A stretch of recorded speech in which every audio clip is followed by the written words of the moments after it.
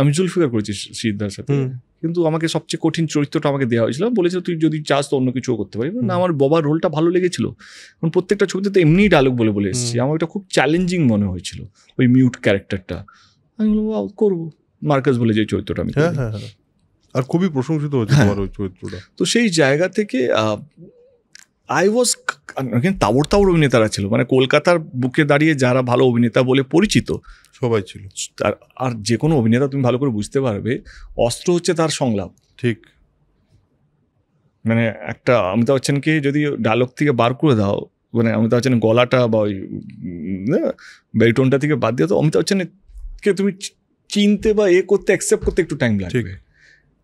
আমি জানি আমার আশেপাশে সব বড় বড় অভিনেতারা আছে, আমার ডায়লগ নিয়ে আই কি আই উইল শাইন দ্য। আমি মিউট ক্লাস নিতে শুরু করলাম, টিচারের কাছে গেলাম, I want to be perfect, I don't want, মানে যারা মিউট যারা শ্রোতা তারাও যেন ছবিটা থেকে বুঝতে পারে কি দেব সত্যি খেটেছে।